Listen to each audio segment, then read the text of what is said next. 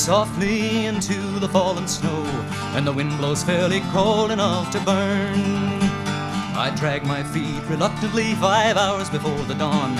I must slay the troll before I can return. I must slay the troll before I can return. The whisper tales amongst our men, they say he's 12 feet tall, and his one great eye is ugly, keen and red. The other eye was lost to him a year ago today, and another of our bravest knights was dead. My brave companion Jonathan was dead. Well, it's many a night I've slain for the king 2 of the dragons of old, but the shriek of my companion still doth ring like a bell with a death knell tolled. I move along the only path into the blackened gorge to find the cave wherein the monster dwells. I've come upon a broken sword beside this path of death, and shiver from the bloody tale it tells. My mind recoils from the bloody tale it tells. A year ago this very night I rode this path of doom, with Jonathan, my best friend, at my side. The truest knight, the finest man in all of Christendom, because of me unto his death did ride, and left behind his newly wedded bride. We'd smeared our chargers' nostrils with a blend of pitch and thyme, but troll's stench is such they won't abide. We'd learned in fighting dragons while mounted and afoot. When fighting monsters he fights best who rides. When fighting monsters he fights best who rides. We'd but progressed unto this spot where lies the broken sword, when my stallion reared and threw me in his fright. My foot snared in the stirrup, I was dragged back down the gorge. As I swooned I heard John's war cry in the night. I still can hear John's death cry in the night. Well, it's many a night I've slain for the king and 2 of the dragons of old, but the shriek of my companion still doth ring, and now I feel weary and old. Next morn my squire found me, my steed had brought me home, before the poor beast burst his heart and died. His coal-black coat had turned to grey, his mane and tail as well. There were grisly festered claw marks down his side, where monstrous razor talons ripped his hide. My body was sore battered from the dragging I'd received. 5 weeks had passed before my wits returned. 2 months all told I lay abed, my will to live was gone. My guilt for young John's death within me burned. For loyalty to me his death he'd earned. My lust for vengeance swiftly grew, and so my will to live. My weakened body strengthened in the spring. I took up arms at solstice, trained hard every day. From October I was summoned to the king. My presence was commanded by the king.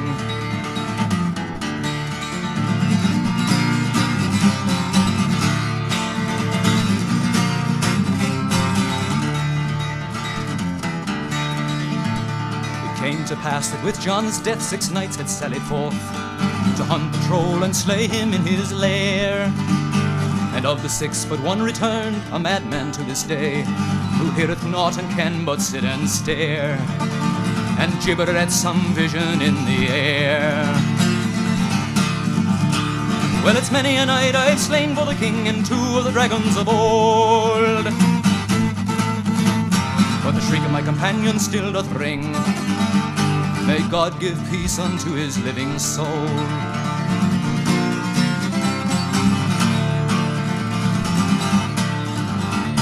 The king's physician found me fit, the master at arms too. Their findings pleased the king, and this pleased me. The king inquired, my loyal knight, wilt dine with us this night? A grisly story we would tell to thee, and a deadly favor we would ask of thee.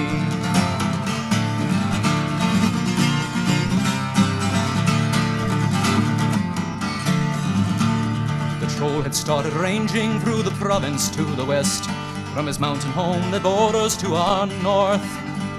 The peasants fled their homes and fields, their cattle and their flocks, and to that region none would venture forth. Our bravest knights dared not to venture forth,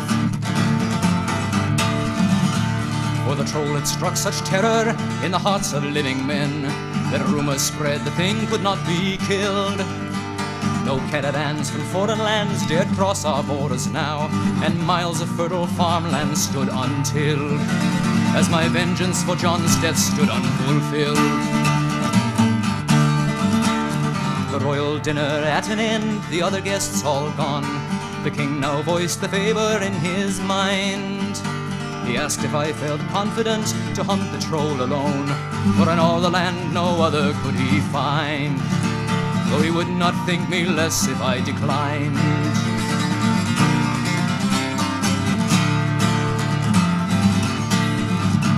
I knelt before his majesty and swore upon my sword that on a bound I would attempt the deed.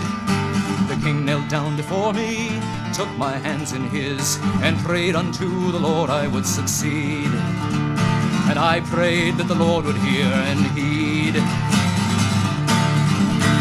Well, it's many a night I've slain for the king 2 of the dragons of old,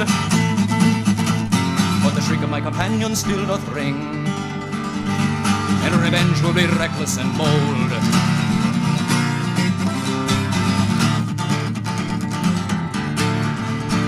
I then determined to depart next morning with the dawn, informing no one where I go or why.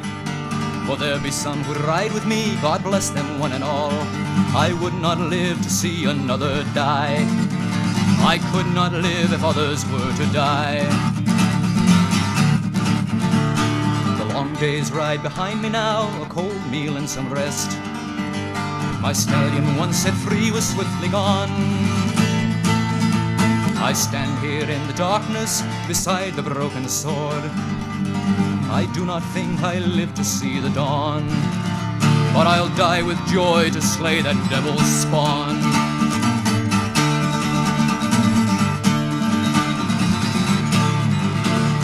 The cave looms darkly, a single torch inside, to light the scene upon which I now glance.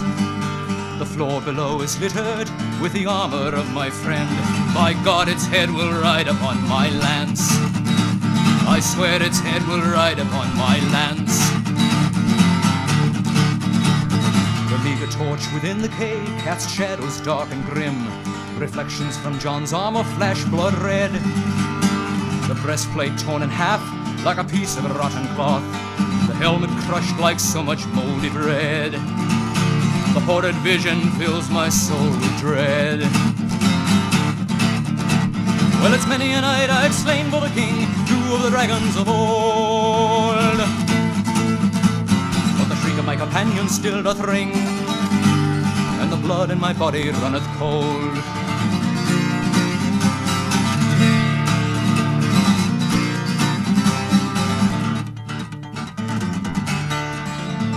I keep within the shadows as I stealthily advance, the stinking dampness dreadful as a tomb.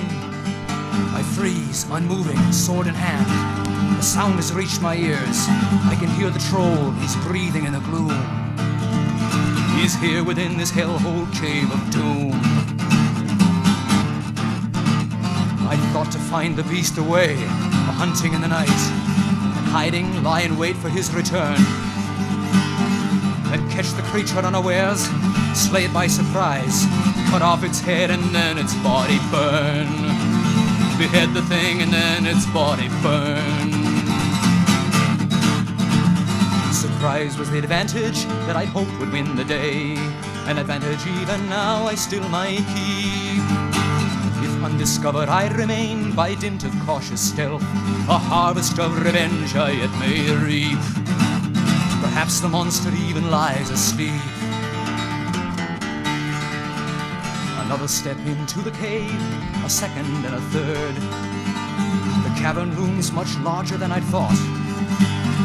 Stalactites hang suspended from the slimy roof of stone.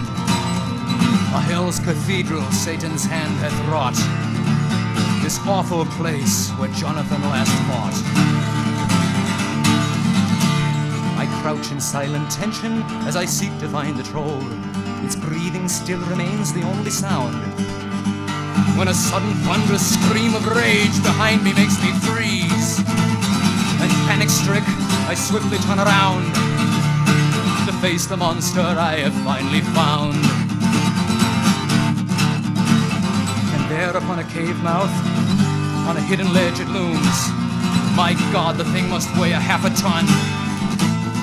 It's huge and green and scaly, mighty muscles bulge and flex. My courage, strength, and valor are undone. I even lack the strength to turn and run. Its glistening eyes red as blood, its tusks like yellowed spikes, its scaly pointed ears set back and high. Hairless, noseless, chinless too, could God have made this thing? At full height, I no more than top its thigh. The thing must stand at least 13 feet high. It crouches low, its claws outstretched, its mighty arms held wide. It screams in rage as it prepares to spring. I feel the madness numb my brain. I cannot even breathe. I cannot move. I cannot do a thing. Is this then the brave champion of the king? Well, it's many a night I've slain for the king and 2 of the dragons aboard. What a cowardly spectacle I see now as I quake in the face of the troll. My pride thus pricked, shame leads to rage. My next thought even worse. I cannot bear John's ghost to see me so.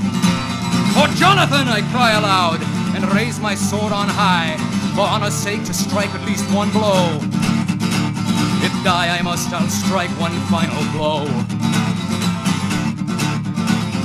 The troll now leaps, he plummets down. I thrust and leap aside, to fall and roll and swift regain my feet. My blade is smeared with greenish slime, my thrust has scored first blood. With my back now to the wall, there's no retreat. And so I now advance my foe to meet. My thrust was unexpected, the troll was caught off guard. He stumbles but regains his balance well. He scarcely pauses, leaps again. I throw myself aside and slash again this creature out of hell. In desperation, slash this fiend from hell. I move not swift enough this time to miss the mighty charge. The troll strikes me just as he strikes the wall. The cavern shakes beneath the impact of his monstrous rush. I'm pinned beneath his body as I fall. And with an awful groan, the roof begins to fall.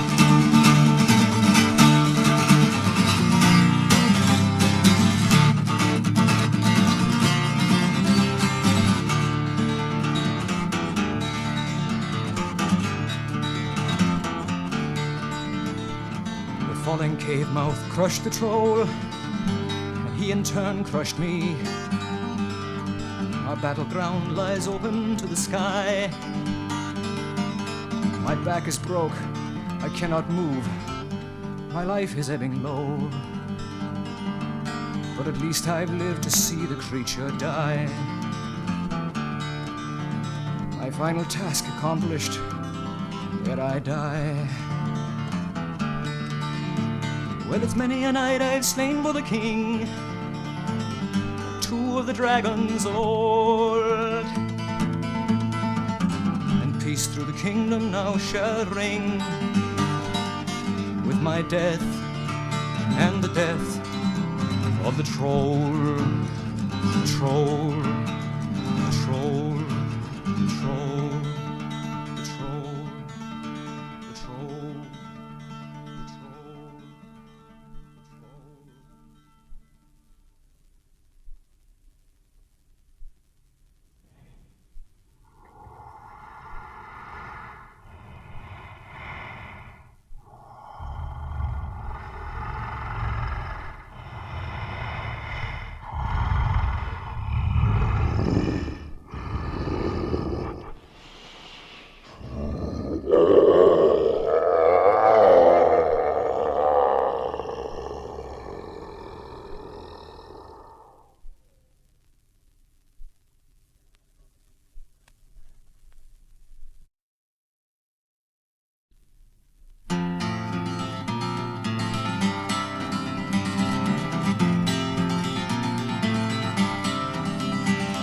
They say the only constant thing is change.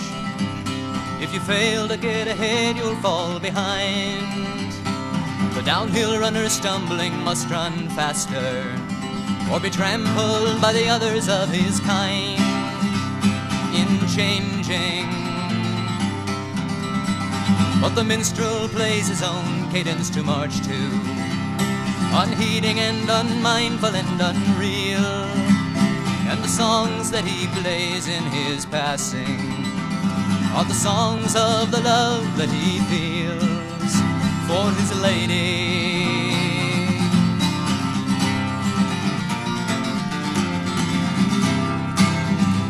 He was born 400 years out of his time, in an age of concrete, freeways, glass and steel.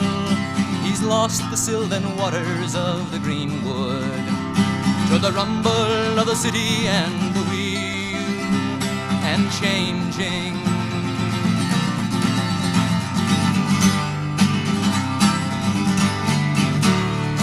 but the quiet of the misty mountain forest still lives within his heart and in his song. For the minstrel does not change with the ages, and there is no age in which he won't belong. Unchanging,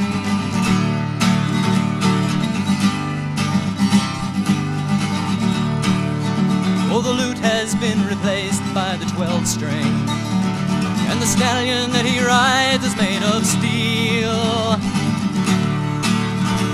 But his boots are still tooled of Spanish leather, his songs still the songs of how he feels for his lady.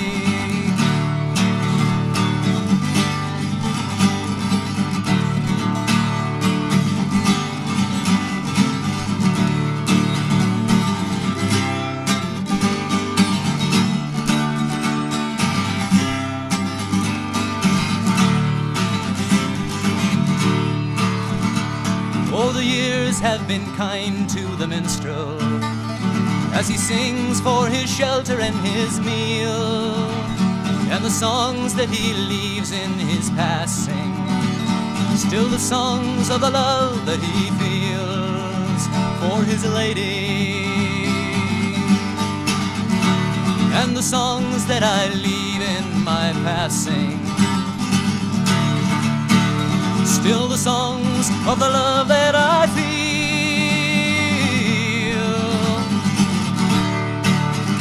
for my lady, for my lady.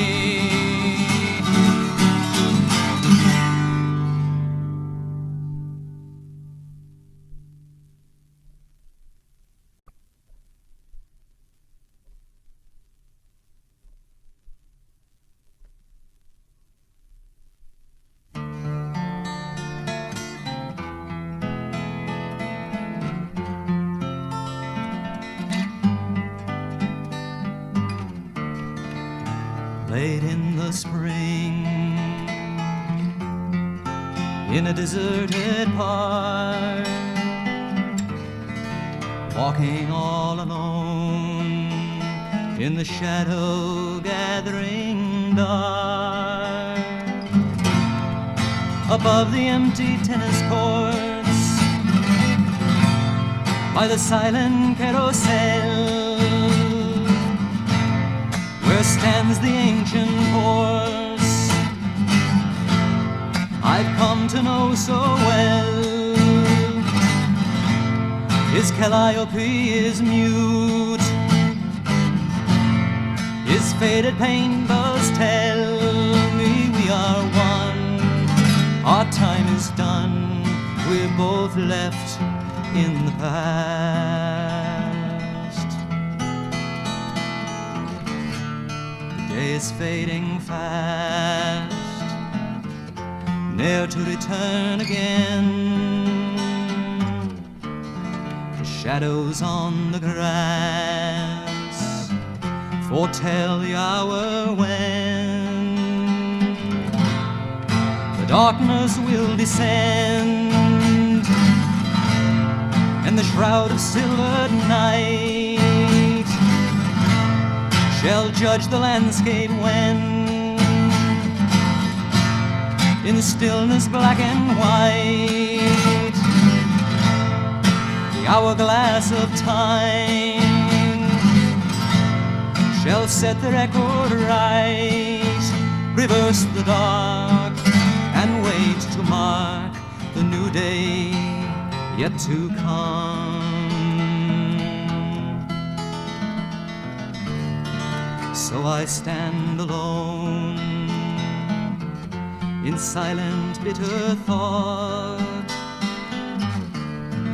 beside the wooden roan in whose bygone age I'm caught, and feel the cooling breeze rustle through my graying hair, a zephyr that once pleased in a time when you were there, like the charger made of wood, I can but blindly stare and try to see in memory an image of the past, when the carousel was new and music filled the air. I rode this horse with you, breathed the perfume of your hair. I knew contentment then in the warmness of your touch. I found it in your eyes that understood so much. With children all around, our springtime love was such that in all the world there was only you and I.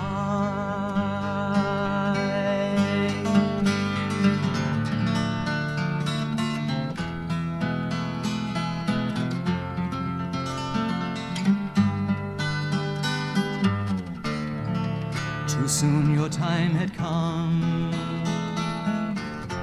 the twilight of your day, as it must be for some, untimely called away. And in the years that passed, the span of time must tell the marks of age at last, like the silent carousel with whom I sit and wait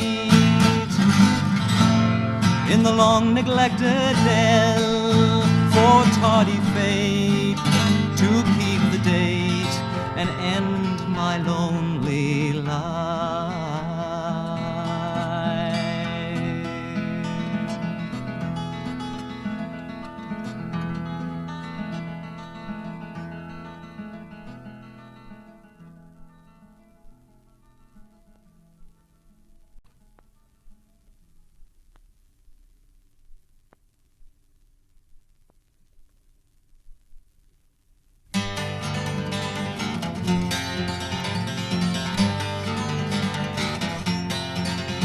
Someday the day will come when the crossroads cross again, and the once familiar way will lead back to the day where for years I've sought to learn a way I can return to the youth for which I yearn. And you,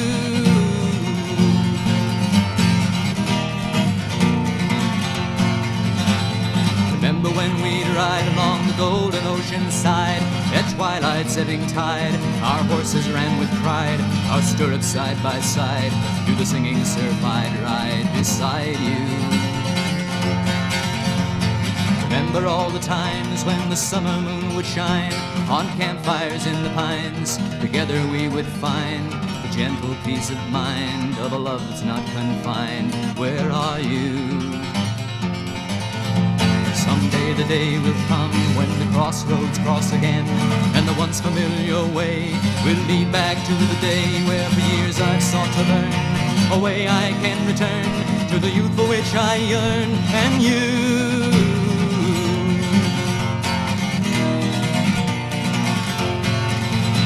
I can feel your slender waist and recall your youthful grace, your lovely upturned face with your lips open a trace for the kisses I can taste that make my bloodstream race. Where are you?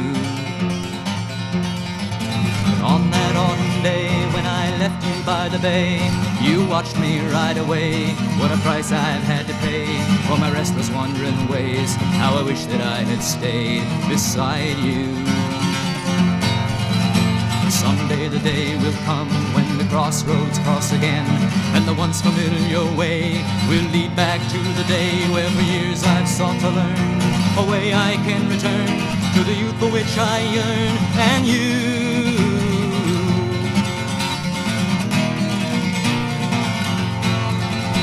but the months and years have flown since I left you all alone to wander and to roam far from our mountain home. Now the winds of time have blown me till I'm just a rolling stone without you.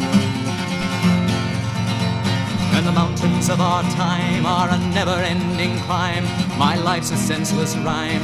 How will I ever find the price I need for buying the golden years I left behind with you?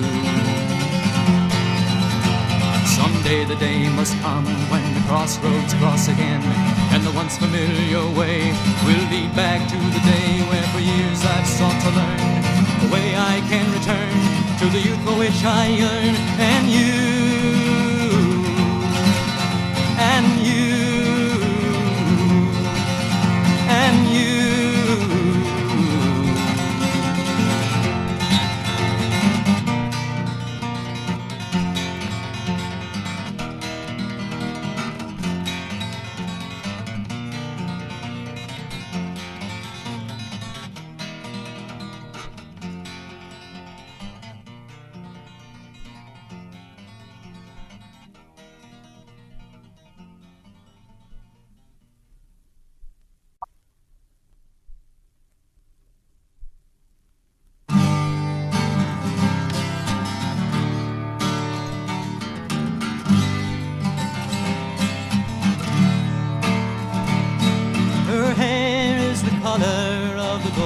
Summer sun, eyes of Antarctic ocean green,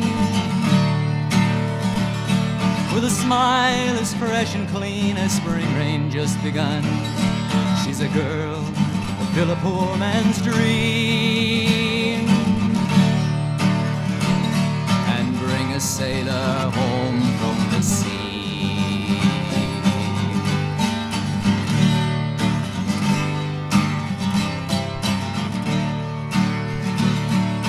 Wind in the rigging plays a song in my ear, and the seabirds wheel above me.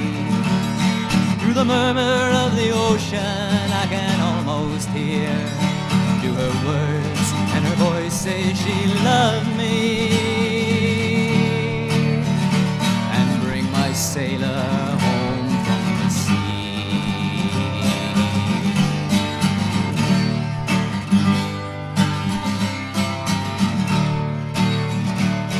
I've seen Aurora Borealis flame the Arctic sky, heard the thunder of the great Greenland whales. I've raced before the Indian Ocean monsoon winds lay becalmed with not a breath to stir my sails. Sailed the 7 oceans round, and now I'm coming home to the one and only one that never fails to bring her sailor home from the sea.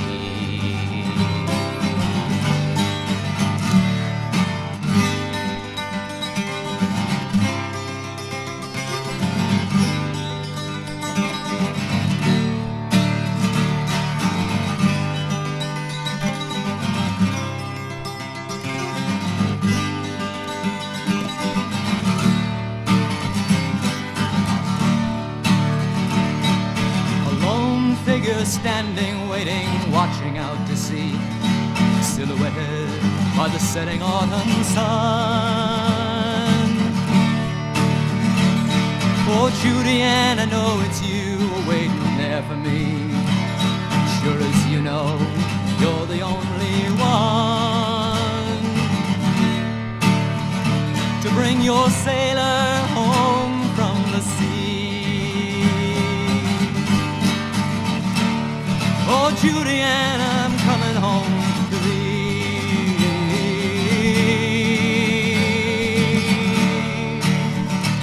And your sailor has come home from the sea.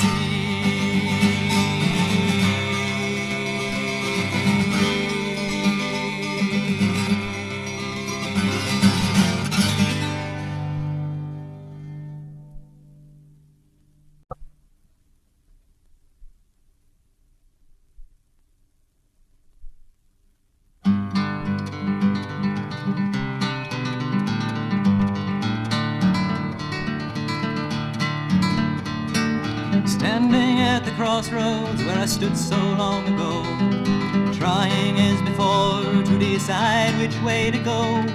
Guess it doesn't matter just as long as you don't know. I only hope that you won't follow me. Standing in the dust in the dark before the dawn, wondering how long till you discover that I'm gone, reinforcing my determination to go on. I know you'll cry for you, but not for me. I know just how you'll feel when you turn to call my name, feel the cold and empty sheets and say that I'm to blame. But it doesn't make much difference who's at fault, it's all the same.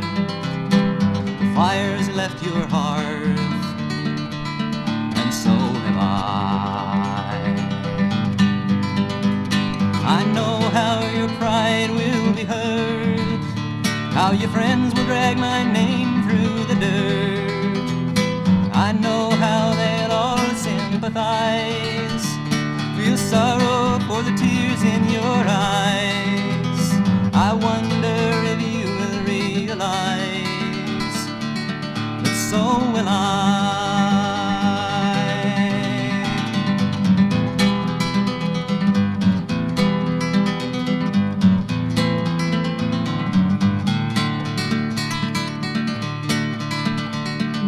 Crossroads look the same as they did 5 years ago.